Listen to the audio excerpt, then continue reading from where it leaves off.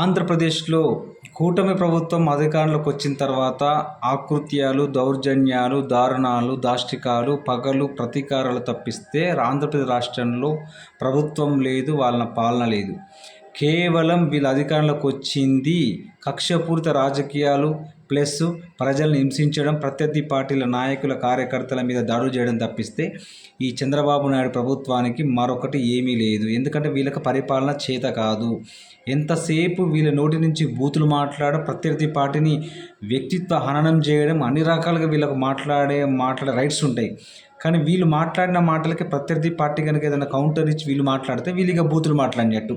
So ఇలా వీళ్ళు yellow మీడియాని చేతిలో పెట్టుకొని వాళ్ళ ఇష్టం వచ్చినట్టు ప్రజల మెదడులోకి విష ప్రచారం చేయిస్తూ ప్రత్యర్థి పార్టీల కార్యకర్తలని, మంత్రులని, ఎమ్మెల్యేలని, మాజీ ముఖ్యమంత్రిని ఈ రకంగా వాళ్ళ మీద మానసికంగా దాడులు చేస్తూ నేడు డైరెక్ట్గా నెల్లూరు మాజీ శాసనసభ్యుడు, సో రాష్ట్ర రాజకీయాల్లో ఒక మంచి పేరునికగానే ఒక కుటుంబం నుంచి వచ్చిన ఒక రాజకీయ నాయకుడు, సుదీర్ఘ రాజకీయ అనుభవం ఉన్న ఒక మాజీ శాసనసభ్యుడి ఇంటి మీదకి వెళ్ళి నెల్లూరులో వాళ్ళ ఇంటిని మొత్తం సర్వనాశనం చేసి దాదాపు 5 నుంచి 6 కోట్ల ఆస్తి నష్టం చేసి వాళ్ళ యొక్క పరువును బజారుకి ఈడ్చిర్రు. అంటే ఇది నిజంగా పరిపాలనేనా?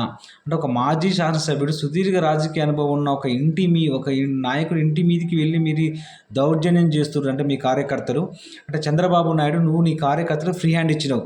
అంటే ప్రజల సొమ్మును దోచుకోవడంతో పాటు, ప్రజల మీద భౌతిక దాడులతో చేసుకోవడంతో పాటు, మిమ్మల్ని, మీ పార్టీని, మీ నాయకుడిని ఎవరన్నా విమర్శిస్తే ఇక మీరు మీ యొక్క భౌతిక దాడులు స్టార్ట్ చేస్తారు.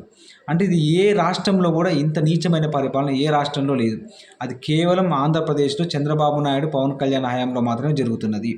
మళ్ళీ వీళ్ళు ఇంకా సిగ్గు లేకుండా మాది మంచి ప్రభుత్వం ఎట్లా చెప్తున్నారు? మంచిది కాదు. మిమ్మల్ని కనుక బజార్లకు వస్తే మాత్రం ఒక్కొక్కరు ఉరికిచ్చి కొడతారు. ఎందుకంటే ప్రజలు కూడా అన్నీ గమనిస్తున్నారు.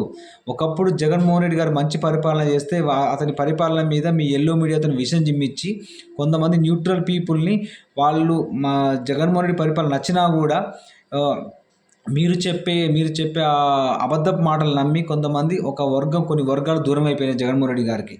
సో దాంతోపాటు అబద్ధపు హామీలు ఇవ్వడం, ఇన్ని చేసి మీరు అధికారంలోకి వచ్చి నేడు సాధిస్తుంది ఏంటిది? అసలుకు ఆంధ్రప్రదేశ్ రాష్ట్రం 2014 నుంచి 19 మధ్యలో మొత్తం ఆర్థికంగా నష్టపోతే జగన్మోహన్ రెడ్డి గారు వచ్చినాక వాటిని వన్ బై వన్ సెటరేట్ చేసుకుంటూ రిఫార్మ్ కొన్ని రిఫార్మ్స్ క్రియేట్ చేసి విద్య, వైద్య, వ్యవసాయ, పారిశ్రామిక రంగంలో రిఫార్మ్స్ క్రియేట్ చేసి ఆంధ్రప్రదేశ్ రాష్ట్రాన్ని మంచిగా తీసుకెళ్తే మీరు వచ్చి రాష్ట్రాన్ని ముంచేస్తున్నారు.